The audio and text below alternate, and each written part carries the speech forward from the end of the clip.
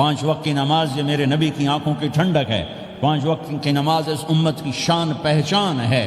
اور اللہ تعالیٰ نے پہلی امتوں پر اتنی بڑی مشقت ڈالی کہ ان کی نماز مسجد کے علاوہ کہیں نہیں ہوتی تھی، مسجد میں ہی ہوتی تھی۔ ہمارے لیے کتنی آسانی کر دی، جاب میں ہے مصلی بچھا نماز پڑھ، چلو مصلی بھی کوئی نہیں، زمین دیکھ اس پر کوئی گندگی تو کوئی نہیں ہے، بس زمین بھی تیرے لیے پاک ہے، چل نماز پڑھ۔ اور آسانی کر دی، پانی کوئی نہیں ہے، کوئی بات نہیں، مٹی میں ہاتھ مار، منہ پہ مل، پھر ایک ہاتھ مار، یوں کر، چل نماز پڑھ، میں تیری قبول کروں گا۔ یہ کسی امت کے ساتھ یہ نہیں ہوا، انہیں وضو ہی کرنا تھا چاہے پانی 50 میل پر موجود ہو۔ اور ہمارے لیے پانی کوئی نہیں ہے، چلو تیمم، مٹی میں ہاتھ ہمارا یوں کیا، پھر ہاتھ ہمارا ایک یوں کیا، ایک یوں کیا، چل بھائی اللہ اکبر قبول۔ عمار بن یاسر رضی اللہ تعالیٰ عنہ سفر میں تھے، ان کو نہانے کی ضرورت ہو گئی، نائٹ فال ہو گیا، تو انہوں نے سوچا کہ ویسے تو آدمی کو وضو کی ضرورت ہوتی ہے تو خالی منہ پہ ہاتھ مارا اور یوں کونیوں تک، لیکن مجھے تو غسل کی ضرورت ہے، تو خالی اس سے تو کافی نہیں ہوگا۔ تو انہوں نے کپڑے اتارے، اکیلے تھے، ریت کے اوپر کبھی یوں لیٹے، کبھی یوں لیٹے، کبھی یوں لیٹے، 3-4 دفعہ یوں اور یوں رول ہوتے ہوتے پھر انہوں نے نماز پڑھی۔ آئے اللہ کے نبی کی بارگاہ میں، یا رسول اللہ مجھے رات کو نہانے کی ضرورت پڑ گئی، تو میں نے کہا وضو کے لیے تو خالی یہ 2 دفعہ کرنا کافی ہے، تو یہ تو نہانا تھا، تو میں تو ریت میں خوب رول ہوتا رہا۔ میرے نبی نے انما یکفیک ضربتان، ارے سیدھے بندے عمار، اس کے لیے بھی اتنا ہی کافی تھا کہ تو یوں کرتا اور یوں کرتا اور تو پاک ہو جاتا۔ اللہ نے اس نبی کے طفیل، اس محبوب مصطفیٰ صلی اللہ علیہ وسلم کے طفیل، اللہ نے کیا کیا سہولتیں اور آسانیاں ہمیں عطا فرمائیں۔ پھر نماز 4 کی 2 رکعت کر دی کہ بھئی تم مسافر ہو 2 پڑھو، روزے میں سفر میں روزہ معاف کر دیا، بعد میں رکھ لینا، بعد میں رکھ لینا، قضا کرنے کا حکم، بالکل چھوڑنے کا نہیں۔ اور کہا کہ بھائی مریض ہو چھوڑ دو، مسافر ہو چھوڑ دو، اور نماز 2 رکعت کر دو، سنتیں چھوڑ دو۔ ابن عمر رضی اللہ تعالیٰ عنہ بیٹھے تھے تو انہوں نے 2 رکعت پڑھ کے بیٹھ گئے، تو ان کے خادم نے کہا سنتیں نفل نہیں پڑھو گے؟ کہا اگر پڑھنا تو 4 فرض پڑھتا میں، میرے اللہ نے معافی دے دی تو میں کیوں پڑھوں؟ میرے نبی نے سفر میں سنتیں نہیں پڑھی کبھی، اپنی امت کو سہولت دینے، فجر کی سنتیں 2 پڑھتے تھے، اس کے علاوہ سنتیں نہیں پڑھی تاکہ میری امت کو سہولت ہو، آسانی ہو۔ ایک دفعہ بارش ہو رہی تھی اور کوئی جگہ نہیں تھی نماز پڑھنے کے لیے، تو آپ نے اپنی اونٹنی کو آگے کیا اور اس پر بیٹھ گئے، بیٹھے ہی تھے، پیچھے صحابہ نے اونٹنیوں پر ہی صفیں بنائیں، اور یہ نماز اونٹنی پہ بیٹھ کر ادا کی گئی۔ بارش کے اندر نماز اونٹنی کے اوپر نماز بھی ہو گئی، رکوع بھی ہو گیا، سجدہ بھی ہو گیا، سلام بھی ہو گیا۔ پہلی امتوں کے لیے نہیں تھا، سجدہ ہی کرنا پڑے گا۔ یہ اللہ کے محبوب مصطفیٰ صلی اللہ تعالی علیہ وسلم کی طفیل، میرے اللہ نے ہم پہ فضل و احسان کیا، تو میرے نبی کی زندگی میں عبادات میں نماز سب سے اعلیٰ نظر آتی ہے، سب سے نمایاں نظر آتی ہے۔ اور پھر بازار میں، گھر میں، دفتر میں، ماحول میں میرے نبی کے اخلاق، یہ زندگی کا دوسرا روشن پہلو ہے۔ میرے نبی کی ساری زندگی 2 لفظوں میں آتی ہے، عبادت اخلاق، عبادت اخلاق، یا 2 اور لفظ، حقوق اللہ حقوق العباد، حقوق اللہ حقوق العباد۔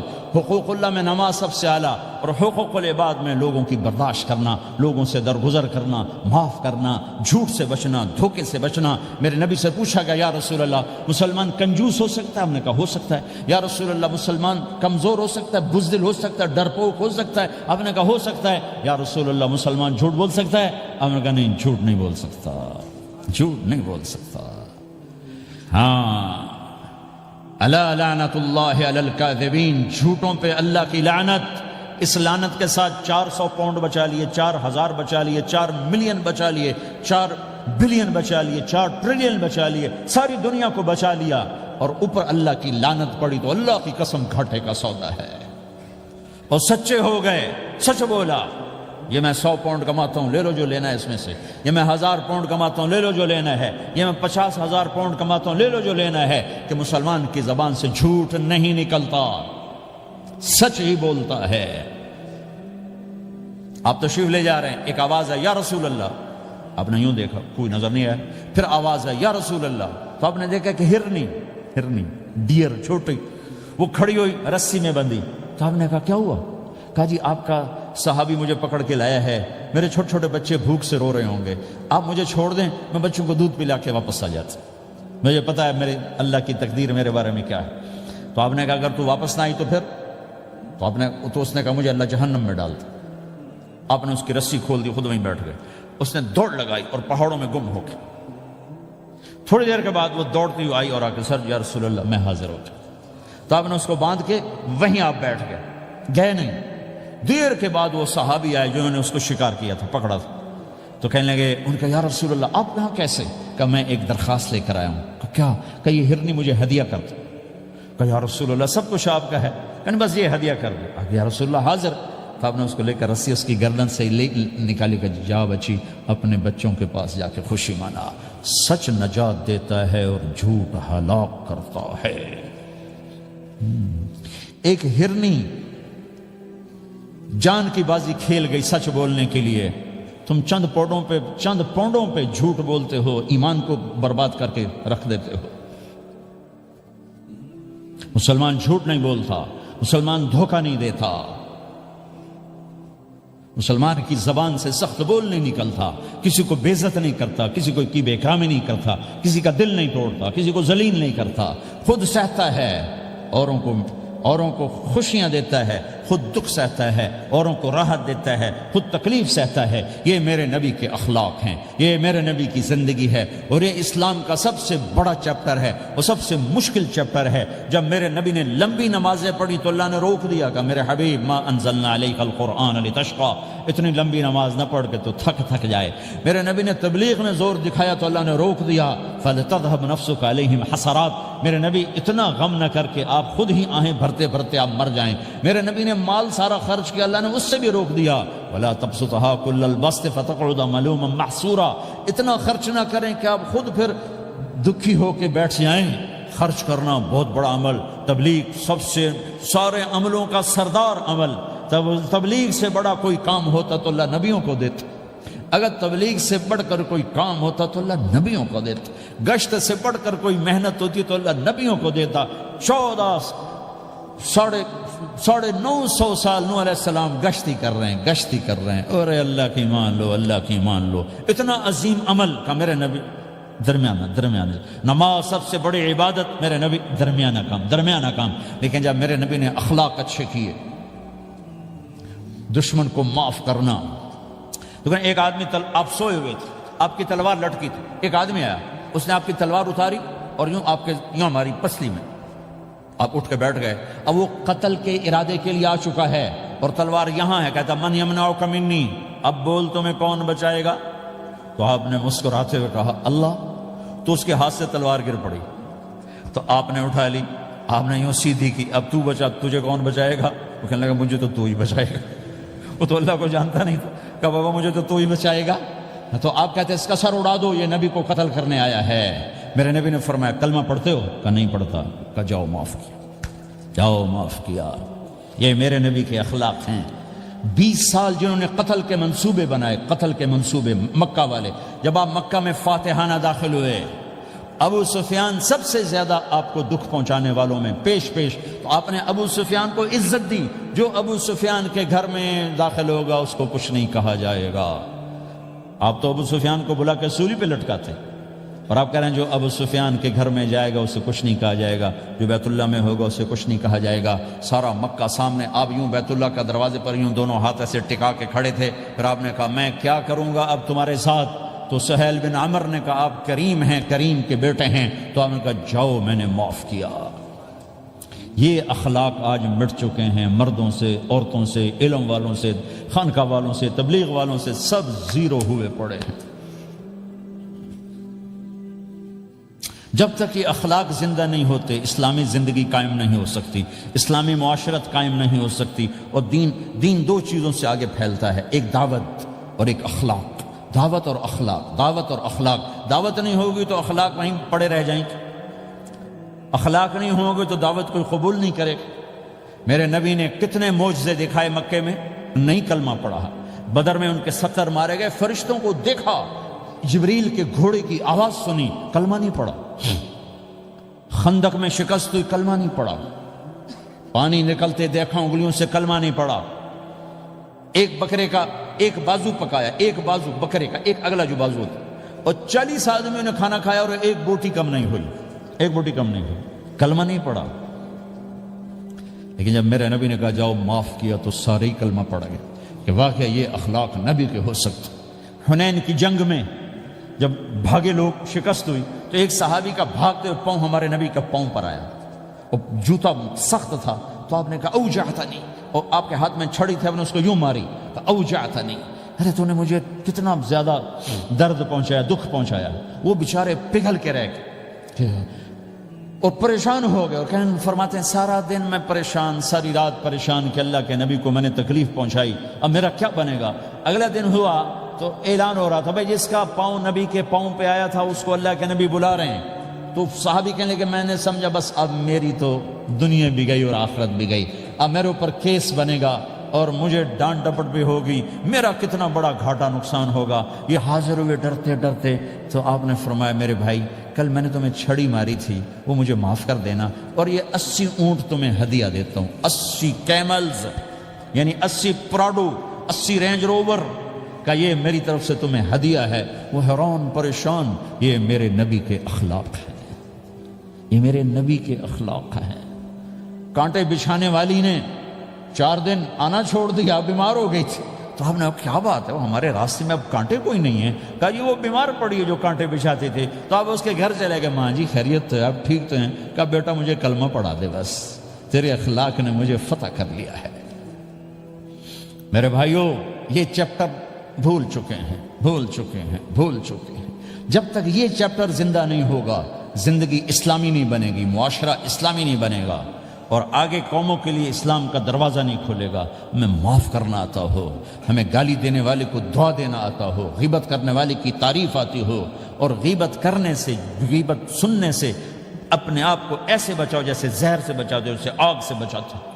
ایک دوسرے کو نفرت کا بول نہ بولو ورنہ ساری زندگی تباہ و برباد ہو جائے گی۔ میرے رب کی قسم، میرے نبی نے کہا ایک زبان کا بول انسان بولتا ہے اور جہنم کی گہرائیوں میں گر جاتا ہے، اور ایک زبان کا بول انسان بولتا ہے اور جنت کے درجات پر چڑھ جاتا ہے۔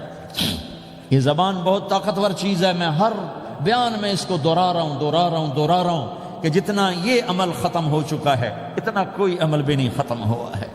اور ایک صحابی ہیں ابو دجانہ۔ کون ابو دجانہ؟ السابقون الاولون من المہاجرین والانصار، اس میں پہلی صف کے صحابہ۔ کون ابو دجانہ؟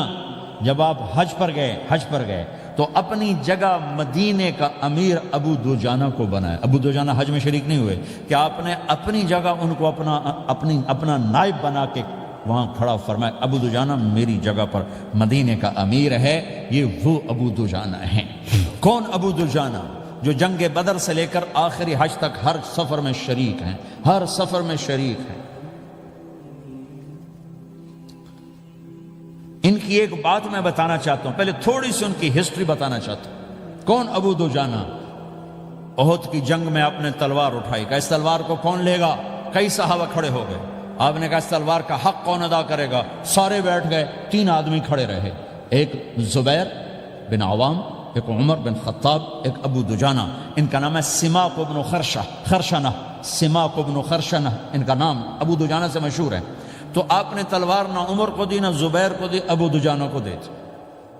تو عمر رضی اللہ عنہ نے تو محسوس نہیں کیا، حضرت زبیر نے محسوس کیا کہ اس کو کیوں دی، مجھے کیوں نہیں دی؟ میں مہاجرین میں سے ہوں، میں پھوپھی کا بیٹا ہوں، میں اس سے دلیری میں کم نہیں ہوں۔ بلکہ حضرت زبیر کی دلیری کی تو دھک تھی، جدھر سلوار چلتی تھی کاٹتی چلی جاتی تھی، کہنے لگا میں دیکھوں گا یہ کیا کرتا ہے۔ تو ابو دجانہ کے پیچھے پیچھے زبیر ہو لیے۔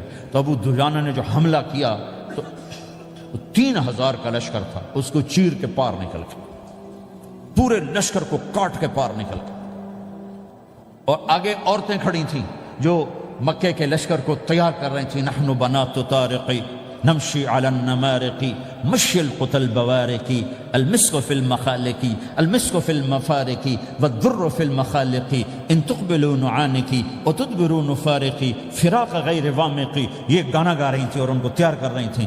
تو جب ابو دجانہ کی تلوار نظر آئی تو سب بھاگی، ہندا پکڑی گئی، تو آپ نے یوں اپنی تلوار ہندا کے سر پر رکھی، انہوں نے چیخ ماری، تلوار ہٹا لی۔ تو زبیر پیچھے پیچھے کہ کیا کیا ہے؟ جنگ میں اگر کوئی عورت حصہ لے اسے مارنا جائز ہے، ویسے جائز نہیں ہے، عورت کو، بچے کو، بوڑھے کو ہاتھ لگانا جائز نہیں ہے۔ تو انہوں نے کہا تلوار کیوں نہیں چلائی؟ کہا میرے محبوب کی تلوار ہے، عورت کے خون سے رنگین کر کے اس کی شان نہیں گھٹانا چاہتا، یہ میرے نبی کی تلوار۔ پھر واپس ہوئے، پھر اٹیک کیا اور پھر مجمع کو چیر دیا۔ سامنے ایک آدمی آ رہا تھا ہاتھی کی طرح، اتنا لمبا موٹا تازہ، تو زبیر کہنے لگے میرے جی میں آیا کبھی اس کی ٹکر ہونا پھر میں دیکھوں ابو دجانہ کیا چیز ہے۔ تو اللہ کا کرنا ایسا ہوا ابو دجانہ دونوں آمنے سامنے ہو گئے، تو وہ ایسے شاہ سوار تھے کہ دونوں طرف کے لشکر ذرا تھم گئے اور وہ دونوں بھڑ گئے۔ ابو دجانہ کے اپنے جوہر، اس پہلوان کے اپنے جوہر، غبار اٹھا، مٹی اٹھی، اور اس کی اپنی طاقت، ان کی اپنی طاقت، انہوں نے ابو دجانہ کو اس نے زخمی کر دیا۔ ابو دجانہ نے جو جوش میں آ کے ماری تلوار، اس کو لگی یہاں، تو اتنی طاقت سے لگی کہ اس کے نیچے اتر کر 2 ٹکڑوں میں تقسیم کر دی۔ یوں ماری تو ایک حصہ ادھر ایک حصہ، پھر یوں دیکھا اور اپنے چہرے سے لوہے کی ٹوپی اتاری، وما ترى انا ابو دجانہ، کیا دیکھ رہے ہو؟ میں ہوں ابو دجانہ، تلوار صحیح لی ہے میں نے، غلط نہیں لی۔ یہ ابو دجانہ ہیں۔ اور جب شکست ہو گئی احد کی جنگ میں، اور پھر 10-12 آدمیوں نے آپ کو گھیرے میں لیا ہوا تھا، ان میں ایک ابو بکر تھے، عمر تھے، علی تھے، طلحہ تھے، زبیر تھے، سعد بن ابی وقاص تھے، اور سہل بن حنیف تھے، عبادہ قتادہ بن نعمان تھے، اور ابو دجانہ تھے رضی اللہ تعالی عنہم۔ ان میں سے ایک ابو دجانہ بھی تھے، اور یمامہ کی جنگ میں ابو دجانہ شہید ہوئے، یمامہ کی جنگ میں شہید ہوئے۔ یہ ابو دجانہ کی تھوڑی سی سیرت آپ کے سامنے آئی ہے۔ اس کے بعد اب آپ ان کے قول کو سنو تاکہ اس کا وزن آپ کے سامنے آئے۔ یہ بدر کے شریک ہیں، اللہ کے نبی نے کہا بدر کا صحابی جو مرضی کرے بخشا گیا۔ یہ صلح حدیبیہ کے شریک ہیں، اللہ نے قرآن میں کہا لقد رضی اللہ، میں ان سے راضی ہو گیا۔ یہ صحابی ہیں، اللہ نے کہا کلا وعد اللہ الحسنی، اے میرا نبی تیرے ہر صحابی کے لیے جنت کا وعدہ ہے۔ اور اب یہ کیا کہتے ہیں؟ یہ کیا کہتے ہیں لوگو؟ ان ارجع عملی عند، لوگو میرے پاس، ابو دجانہ میرے پاس بخشش کا سب سے بڑا عمل جانتے ہو کیا ہے؟ بدر نہیں، احد نہیں، حدیبیہ نہیں، خندق نہیں، خیبر نہیں، فتح مکہ نہیں، آخری حج نہیں۔ کیا ہے؟ کیا ہے لوگو؟ ان ارجع عملی عندی، میرے پاس آخرت میں بخشش کا سب سے بڑا عمل بس ایک ہے کہ ما آذیت احدا بلسانی، میں نے اپنی زبان سے کبھی کسی کو دکھ نہیں پہنچایا۔ ولا اجد فی قلبی غلا لاحد، اور میرے دل میں کسی کے لیے بغض کوئی نہیں ہے، بس یہ میری بخشش کا عمل ہے۔ تو بھائیو، نبی کے اخلاق میں 2 چیزیں لے لو، ایک زبان سے کسی کو دکھ نہ دو، ایک دل میں کسی کا بغض نہ رکھو۔ اللہ کی قسم بغیر حساب کتاب کے جنت میں جاؤ گے۔ بڑے بڑے جنید بغدادی اور بڑے بڑے معرفت والے تمہیں دیکھتے رہ جائیں گے، تمہاری رفتار اتنی تیز ہوگی کہ تمہیں وہی پکڑ سکے گا جس کا یہ 2 عمل تم سے زیادہ اچھا ہوگا۔ جس روڈ پہ رش ہوتا آپ وہاں سے گاڑی ہٹا لیتے ہو، ادھر نہیں جانا، ادھر رش ہے، وہ سائن وغیرہ آپ کو آ جاتے ہیں کہ ادھر بلاک ہے، ادھر نہیں جانا، ادھر جانا ہے۔ تو جہاں روڈ پہ رش ہوتا ہے تو قیمتی سے قیمتی گاڑی کی رفتار بھی آہستہ ہو جاتی ہے، اور جہاں روڈ خالی ہوتا ہے تو پرانی گاڑی بھی بھاگے جا رہی ہوتی ہے۔ ہمارے یہاں پرانی گاڑی ہوتی ہے نا، پرانی بسوں کے پیچھے لکھا ہوتا ہے نہ انجن کی خوبی نہ ڈرائیور کا کمال، خدا کے سہارے چلی جا رہی ہے۔ اور جس کے پاس ایسی گاڑی ہو، نہ انجن کی خوبی نہ ڈرائیور کا کمال، تو اگر اس کو روڈ خالی مل جائے تو وہ تو مرسیڈیز والے سے پہلے پہنچے گا، رینج روور والے سے پہلے پہنچے گا، بینٹلی والے سے پہلے پہنچے گا، رولز رائس والے سے پہلے پہنچے گا، جو وہ تو پھنسی کھڑی اور اس کا روڈ ہی خالی ہے۔